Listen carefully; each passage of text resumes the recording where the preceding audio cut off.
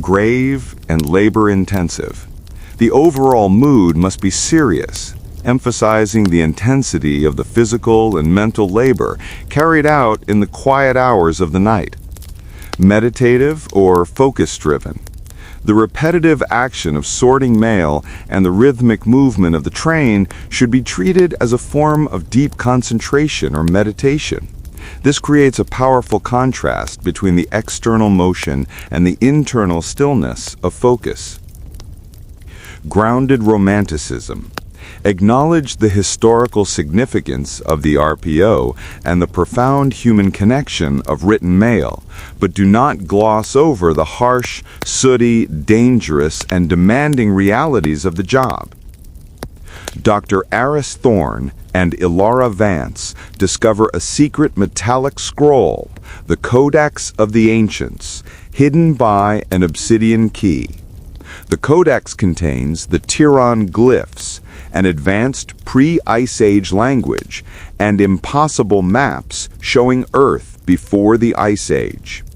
The maps point to 3 global sites and bear the symbol of the Aethelwolf Order, a secret society determined to control this ancient knowledge.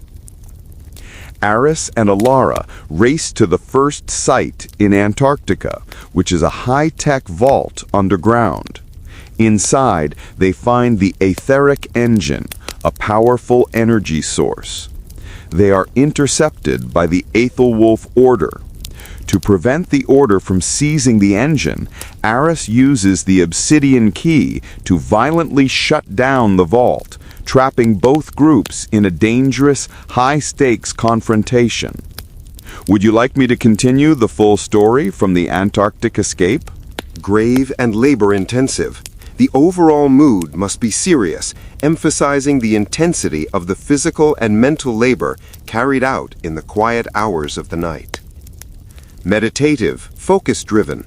The repetitive action of sorting mail and the rhythmic movement of the train should be treated as a form of deep concentration or meditation. This creates a powerful contrast between the external motion and the internal stillness of focus. Grounded romanticism. Acknowledge the historical significance of the RPO and the profound human connection of written mail, but do not gloss over the harsh, sooty, dangerous, and demanding realities of the job. The dust in the old library was a living thing, a fine, glittering silt that coated every forgotten volume and swirled in the single shaft of late afternoon sun cutting through the arched window. Dr. Aris Thorne, a historian whose tweed jacket and perpetual air of distraction belied a razor-sharp intellect, inhaled the scent, a potent mix of aged paper, leather, and something metallic, like ancient rust. He was not looking for a lost king's tomb or a priceless jewel. Aris was after something far more elusive, knowledge. Specifically, the persistent nagging anomalies in the history of human achievement, the Greek Antikythera mechanism, the perfectly straight Nazca lines, the uncanny global accuracy of the Piri-Reis map, all whispers of a sophistication that shouldn't exist in their time frames.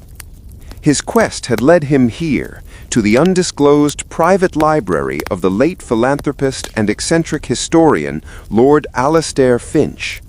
For 6 months, Aris had been sifting through Finch's archives, a labyrinth of rare books and dubious artifacts.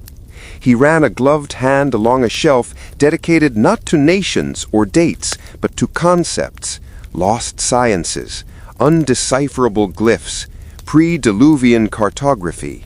It was on this shelf, wedged between a 17th century treatise on alchemy and a volume on Sumerian celestial charts, that he found it. It wasn't a book. It was a long, narrow, dark wooden box, entirely unlabeled, about the length of a human forearm.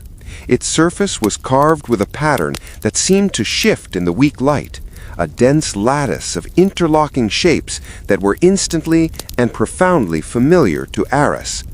They were the same subtle, recurrent geometric symbols he had catalogued from disparate sites: a cave painting in the Sahara, a ceramic shard from the Indus Valley, and a barely visible etching on a foundation stone in an Aztec ruin. "The phoenix knot," he whispered, recognizing the impossible complexity of the design. Modern cryptography suggested the pattern held an encryption key so advanced it could theoretically store centuries of data in a space no larger than a coin. The box had no lock or hinge. He tried pushing, pulling, and tapping, but the wood remained seamless. Aris sighed, placing it on a heavy mahogany desk already covered with research notes. Frustration was a familiar companion. "Found something, Doctor?" The voice made Aris jump. Ilara Vance, Lord Finch's great-niece and the curator of the archive, stood silently in the doorway.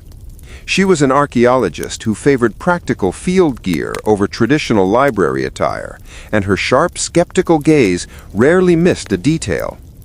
"Dr. Vance, just an interesting container." Aris gestured to the box. "The carving, it incorporates a recurring complex symbol, a composite I call the phoenix knot. It appears to be a locking mechanism." Ilara stepped closer, her eyes narrowing as she studied the pattern. "Finch called those the glyphs of Tiran, said they were the core language of what he termed the source. He believed all ancient advanced knowledge stemmed from a single pre-Ice Age civilization which communicated through these symbols." Aris looked up, surprised. He documented this? In his own Codex Mortis, his private journal. He claimed the key wasn't physical, but linguistic, a name, a phrase, translated into that ancient geometry.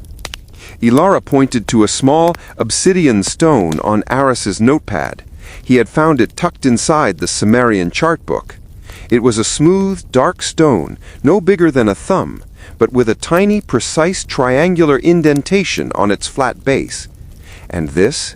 Aris asked, picking it up. "I thought it was just a worry stone." That's the obsidian key.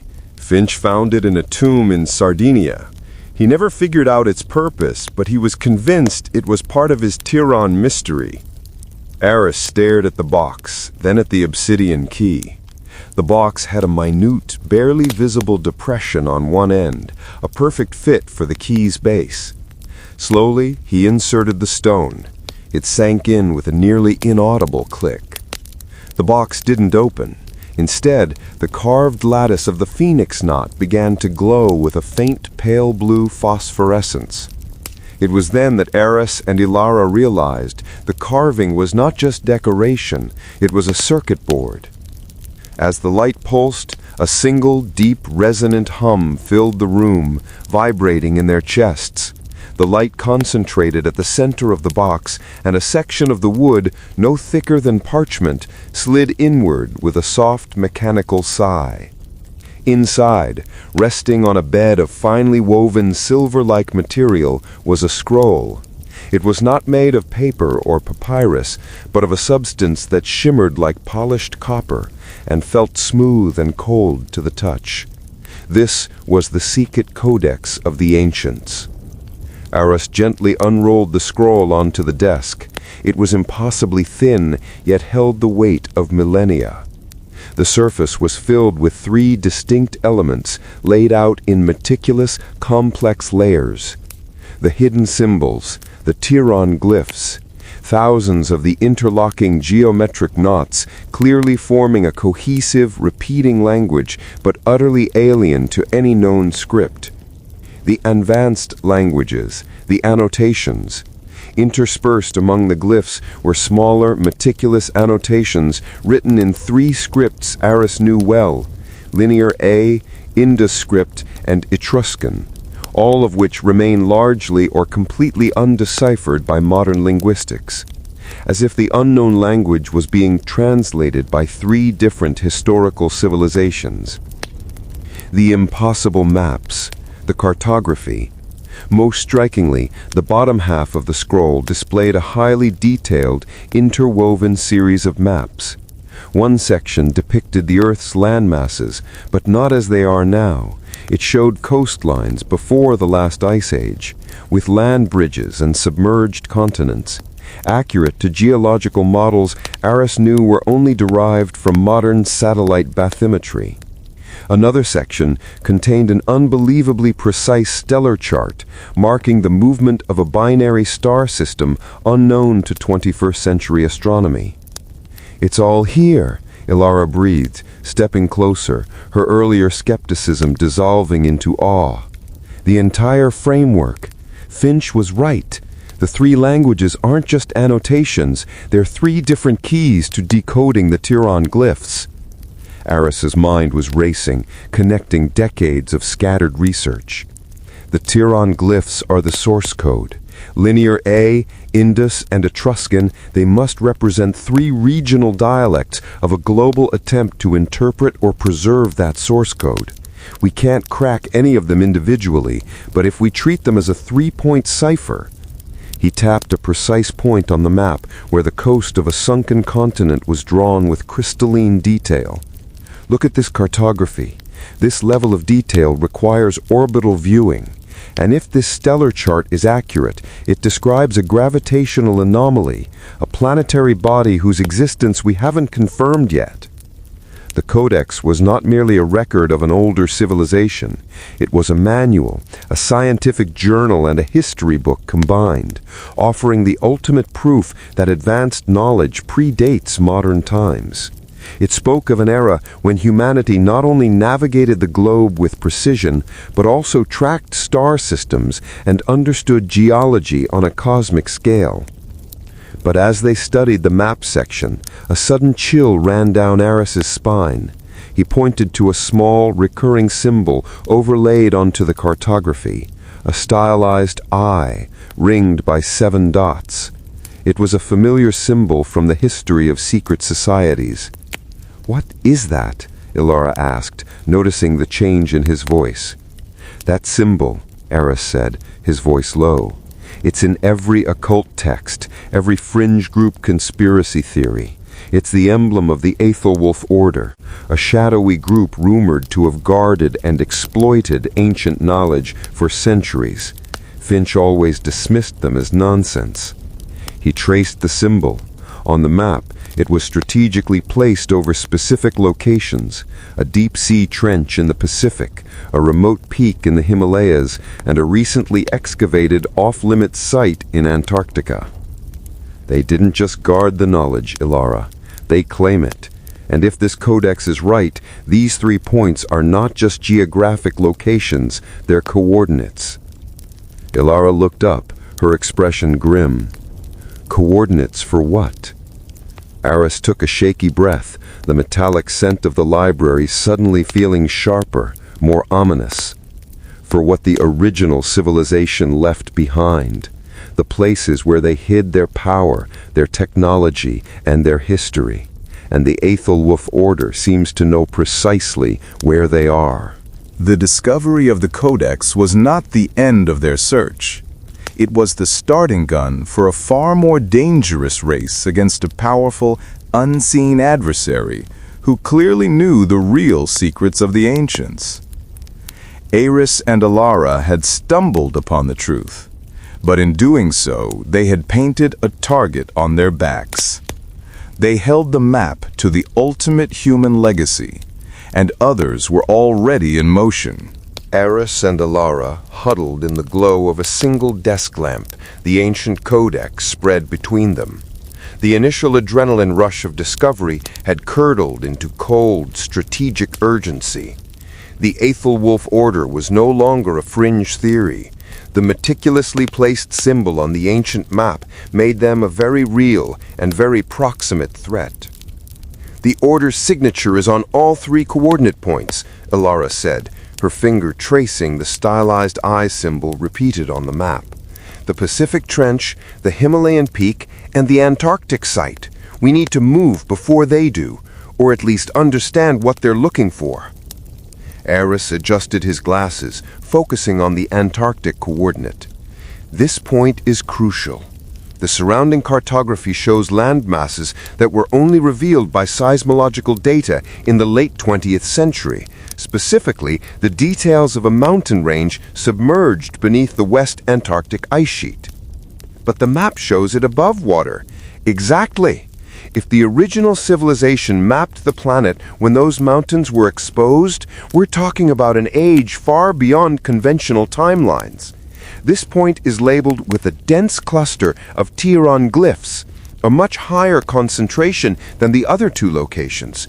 It suggests this is the primary site, possibly the core repository. Elara pulled up a satellite image of the Antarctic coordinates on her laptop. It showed a desolate expanse of ice, featureless save for a faint, unnatural discoloration. A slightly darker, geometrically precise shadow buried meters beneath the surface. This area is designated as Research Zone 9 by the International Polar Treaty, restricted access, ostensibly for ice core sampling. But Finch's notes, he suspected it was a cover for something else. He tracked anomalous magnetic readings in that zone for years. Anomalous magnetic readings, Eris repeated, his mind making a leap. Not geological, artificial. If the Tiran glyphs are a language of advanced knowledge, what knowledge would they hide at the farthest reach of the planet? They worked through the night, cross-referencing the three undeciphered annotations, Linear A, Indescript, and Etruscan, against the Tiran cluster over the Antarctic site. Eris, a historian of forgotten languages, recognized patterns of repetition, structural linkages that suggested a grammatical bridge. The Linear A uses a sign for power or source repeatedly, Eris muttered, his pen sketching furiously. The Indescript pairs a symbol for structure with one for guard, and the Etruscan, it seems to consistently refer to a threshold or entrance. Elara saw the pattern instantly. Power, structure, entrance. It's an instruction set, Eris. This map isn't just showing where things are, it's telling us how to get to them. The Antarctic site isn't a ruined city, it's a vault. Within 48 hours, Eris and Elara, leveraging Lord Finch's vast, if ethically flexible, network of resources, found themselves on a cargo plane bound for the southern tip of Chile. A week later, equipped with forged credentials and cold-weather gear, they were at the edge of the world, chartered onto a small, aging icebreaker disguised as a geological survey team. The journey was brutal, a continuous whiteout of sleet and endless twilight. When they finally reached Research Zone 9, the magnetic anomaly was immediate and unsettling. Their compasses spun wildly, and the simple radio crackled with static.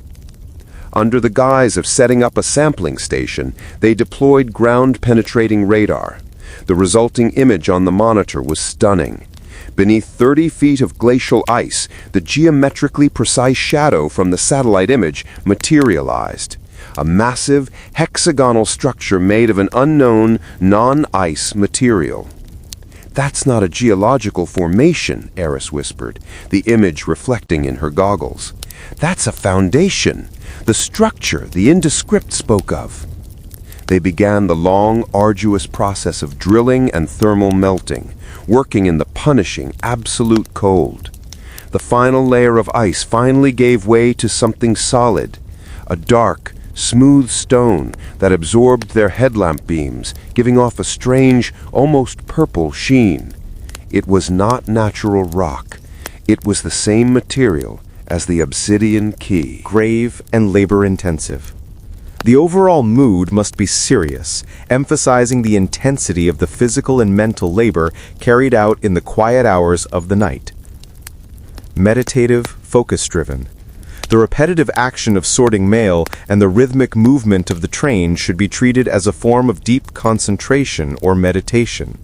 This creates a powerful contrast between the external motion and the internal stillness of focus.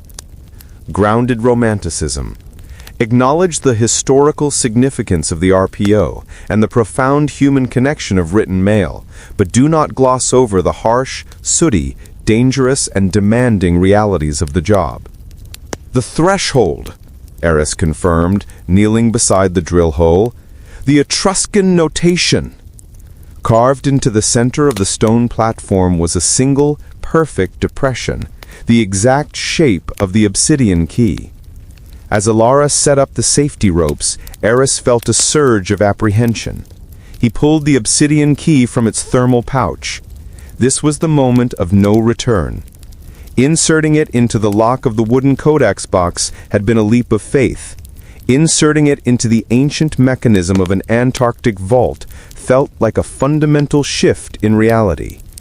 He placed the key. The stone structure did not move, but the air around them did.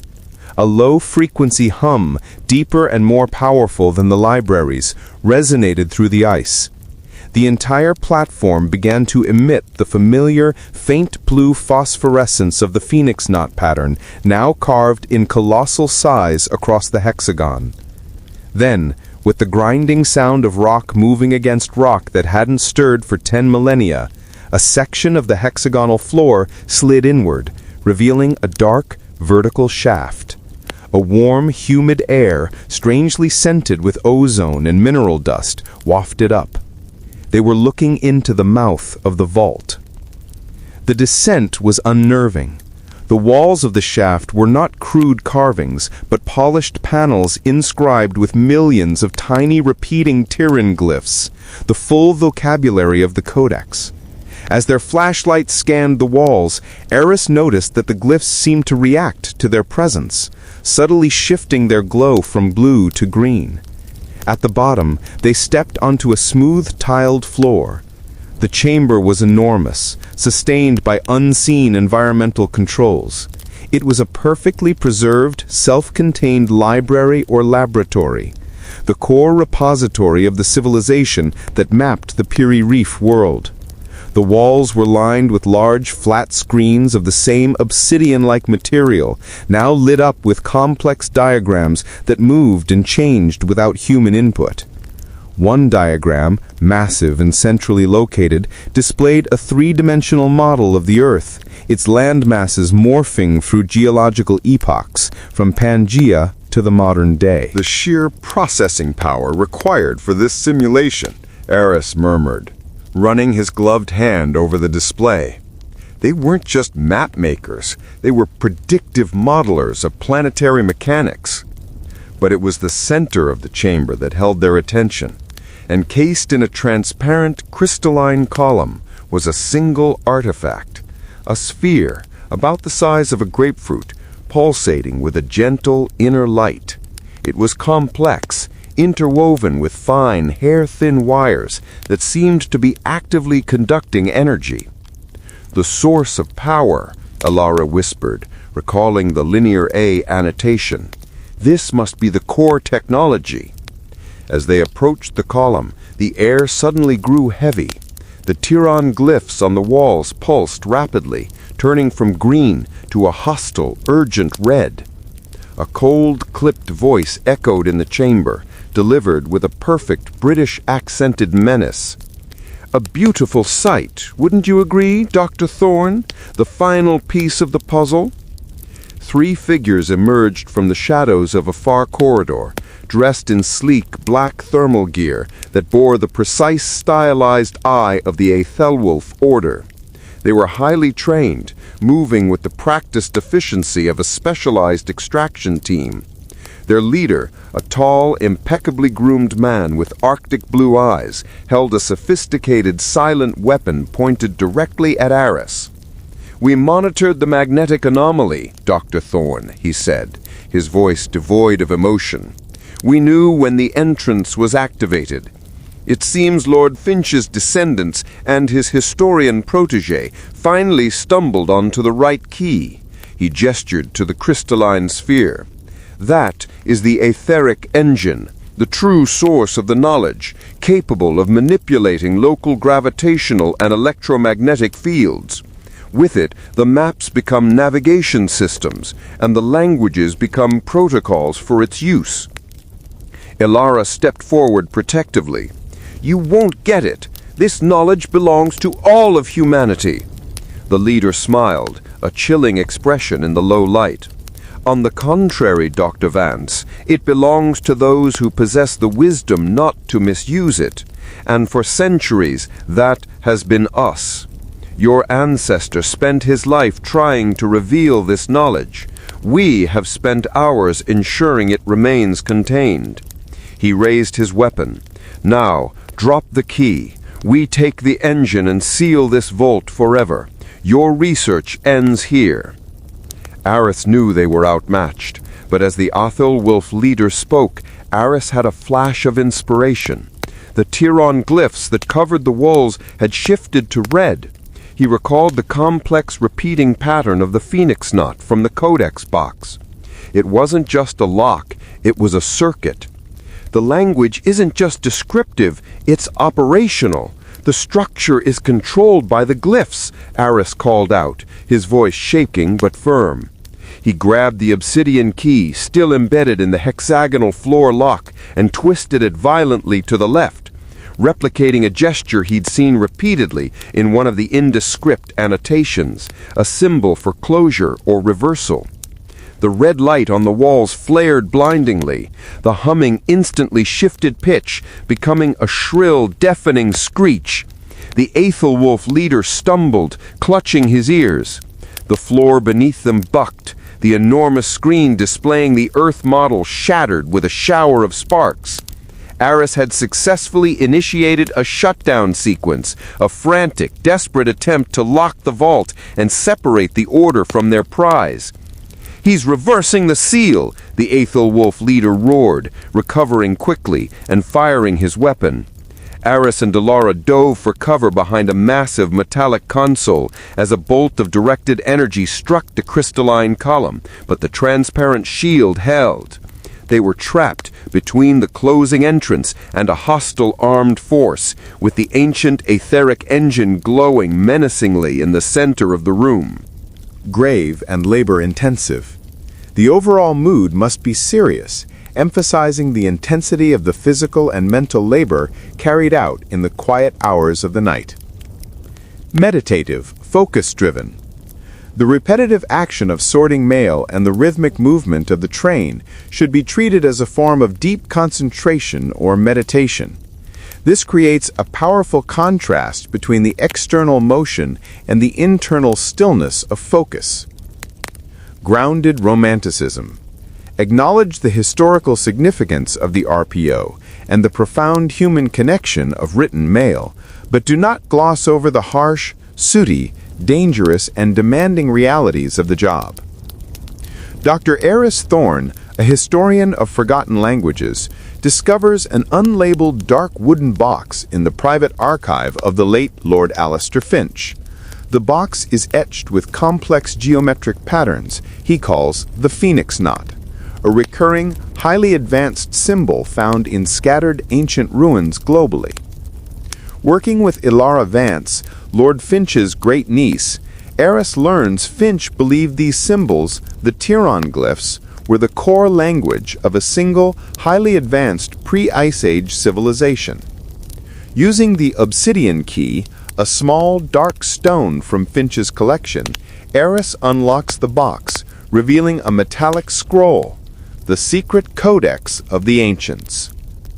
The codex contains 3 layers of information: hidden symbols, the Tiron glyphs, the root language; advanced languages, annotations in 3 of the world's most frustratingly undeciphered scripts, Linear A, Indus script, and Etruscan, which Eris deduces are translation keys for the Tiron glyphs.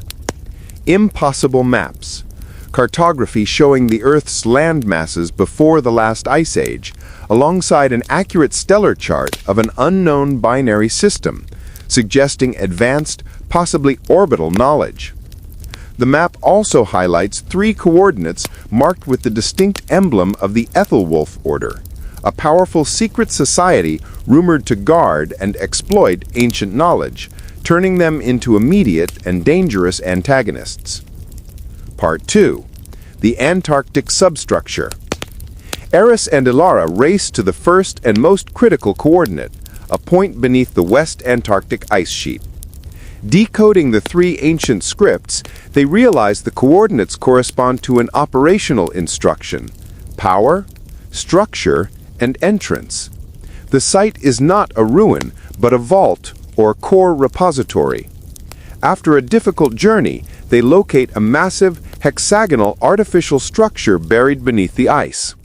Eris uses the obsidian key to activate the entrance, revealing a vast, perfectly preserved subterranean chamber. The walls are covered with millions of luminous pteroglyphs, and in the center, encased in a crystalline column, is a glowing artifact, the etheric engine, a source of immense technological power. Before they can secure it, the Ethelwolf order arrives. Their leader confirms the engine is the source of the ancients' power, which they intend to contain and control. Outnumbered and facing armed opponents, Eris makes a desperate move. He recognizes that the pteroglyphs are not just a language, but an operational protocol. He twists the obsidian key, initiating a frantic, destructive shutdown sequence of the vault. The walls turn red, the chamber shakes, and the entrance begins to close, trapping the engine between the two opposing forces.